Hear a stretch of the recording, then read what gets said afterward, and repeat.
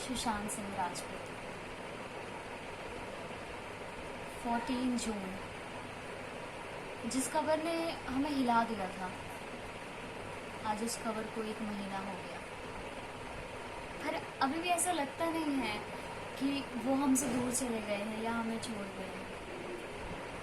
अभी भी जब भी मैं उनकी मूवीज़ देखती हूँ, चाहे वो राबता हो, MS धोनी हो, केदारनाथ हो, छिछोरे हो, ऐसा लगता है कि अभी वो हमारे साथ ही है। तुम्हें पता है, मैंने उनका फर्स्ट शो देखा था, पवित्र रिश्ता।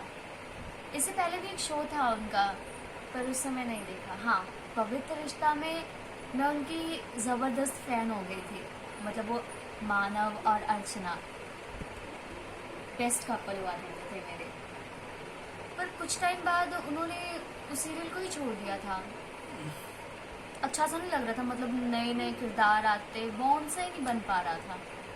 फिर हाँ, हमें पता चला कि वो अपने फर्दर स्टडी के लिए बाहर जा रहे थे, पर बीच में उनको ड्रॉप आउट करना पड़ा। क्यों? क्योंकि उनको मूवी मिली। वाह, मतलब अभी वो टीवी इंडस्ट्री में, बॉलीवुड इंडस्ट्री में काम करने वाले थे, बड़े पर्दे पे आने वाले थे।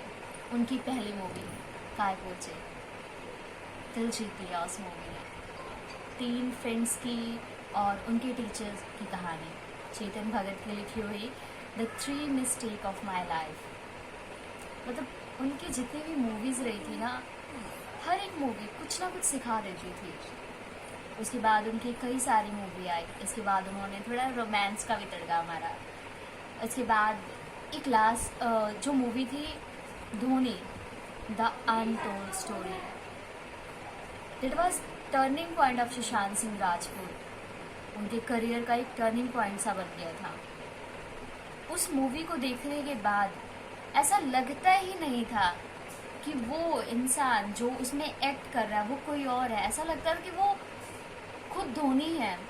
इवन एक बार उन्होंने खुद के इंटरव्यू में कहा, लोग ऑफकोर्स हाँ धोनी को कॉपी करना चाहते हैं, आइडल मानते हैं, inspiration, but he said I didn't copy Dhoni, I became Dhoni. वाकई। और एक फेमस पर्सनैलिटी थी, उन्होंने खुद ये चीज़ कही कि जब मैंने इस मूवी को देखा, ऐसा लगा ही नहीं कि सुशांत सिंह राजपूत है, ऐसा लगा कि खुद धोनी ही वो मूवी कर रहे हैं। मतलब कितने अच्छे से उन्होंने अपने किरदार को जिया। उसके बाद में उनकी कई मूवी आई, शिव जी के भक्त वाली केदारनाथ, वो शिव जी के भक्त थे। उसके बाद उनकी मूवी छिछोरे, जिसमें लूज़र एक्चुअल लूज़र नहीं होता। ये चीज़ उन्होंने हमें सिखाया कि कितने भी प्रॉब्लम्स आए, suicide is not a solution of any problem. Any के लाइफ को, उसकी कॉलेज लाइफ को, लव लाइफ को, पर्सनल लाइफ को खुल के जिया, पूरे किरदार को अपने में उन्होंने संभाल लिया था। पर इसके बाद जो होता है, हजम नहीं हो रहा था कि मतलब लग ही नहीं रहा था कि ऐसा कुछ हुआ। न्यूज़ आती है कि सुशांत सिंह कमिटेड सुसाइड। हो ही नहीं सकता था ऐसा, क्योंकि वो एक ऐसा इंसान था जो हर किरदार को जीता था। कैसे सुसाइड कर सकता था? मुझे लगा ये वायरल हो रही है, फेक न्यूज़ है। मैंने काफ़ी जगह, मतलब मैंने इंस्टा वगैरह, इसके बाद मैंने ट्विटर अकाउंट चेक किया, ऐसी बहुत सारी न्यूज़ आती रही। मुझे यकीन सा ही नहीं हो रहा था। लास्ट जब उनके शरीर का आत्मदाह किया गया, उनकी अस्थियों को गंगा में विसर्जित किया गया, तब लगा कि नहीं, ये सच है। पर एक बार एक पोस्ट पढ़ी मैंने, जिसमें उनके फैंस कह रहे हैं डॉक्टर्स को कि नब्ज़ चेक कर लेना साहब, कलाकार उम्दा है, कहीं किरदार में ना हो। मतलब ये पढ़ने के बाद जो बड़ी मुश्किल से मैंने यकीन किया था, उस यकीन पे यकीन करना और मुश्किल हो गया मेरे लिए। तो बहुत सारी चीज़ें आने लग गई सामने कि उन्होंने सुसाइड की, पर एक पॉइंट आ रहा था मन में कि सुसाइड नहीं, क्यों, क्या रीज़न हो सकता है उनका सुसाइड करने का। बहुत सारी चीज़ें फिर से सामने आई कि उन्हें इंडस्ट्री से बायकॉट कर दिया गया है या उन्हें प्रोडक्शन हाउस से बायकॉट कर दिया गया है, कि उनकी स्लेब्स के साथ लड़ाई हुई जिसके कारण उनको काम नहीं मिल रहा है। उनके कॉन्ट्रैक्ट्स कई ऐसे थे जो कि कैंसिल कर दिए गए थे।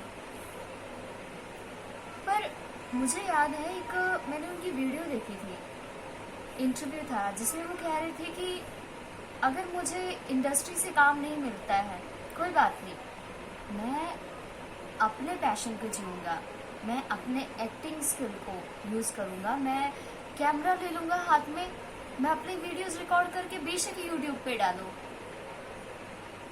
तो अगर ये बात थी तो ऐसा बंदा सुसाइड नहीं कर सकता।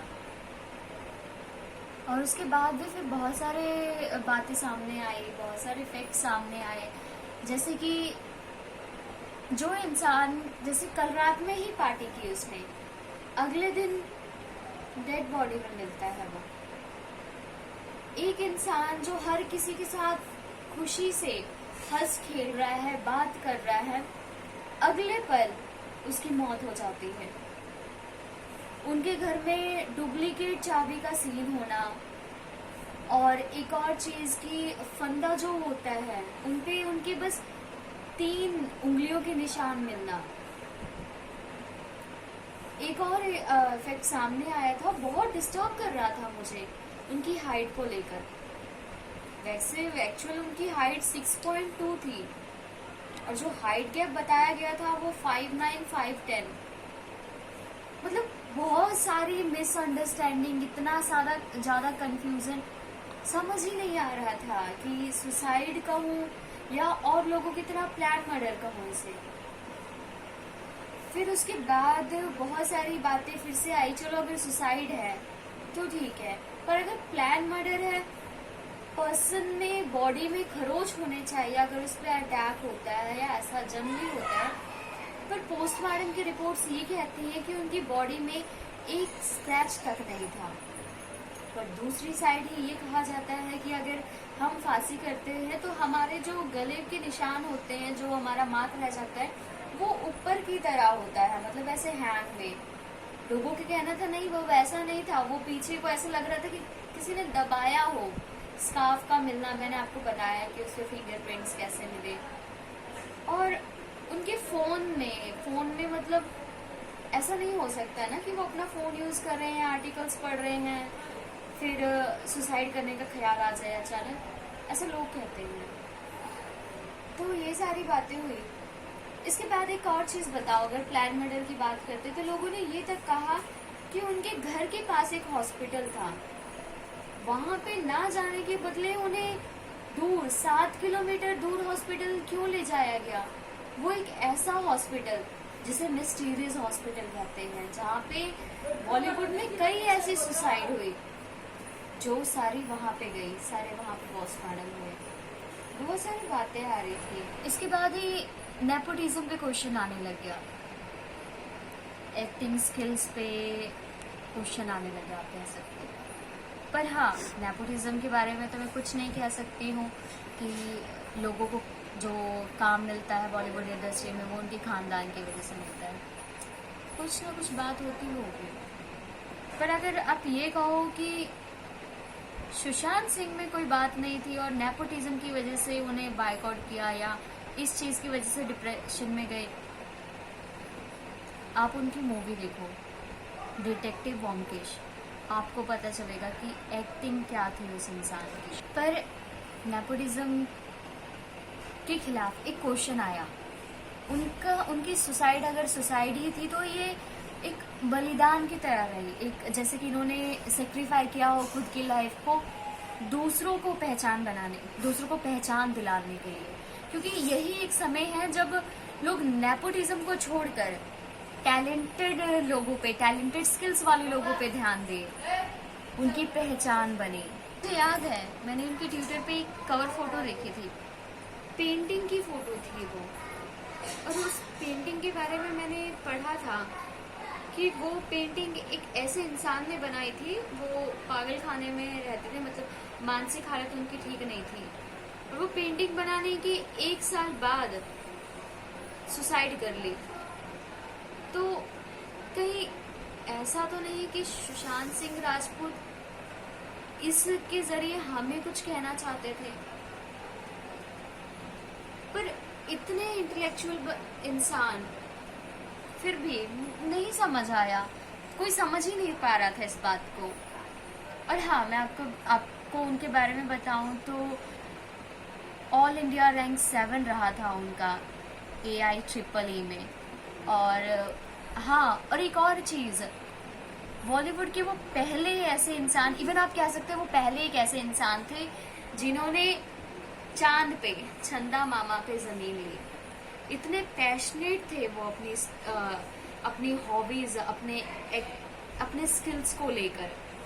जैसे कि आप अगर कभी चेक करेंगे तो उनके घर में आपको एंटीक चीज़ें मिलेंगी, उनकी पेंटिंग्स मिलेंगी, उनके शौक जो सिंगिंग को लेकर हो या पढ़ाई को लेकर हो। आपने देखा होगा उनकी बकेट लिस्ट जो थी, उन्होंने टॉप अपनी विशेस लिखी होती कि मैं ये करना चाहता हूँ, मैं ये करना चाहता हूँ।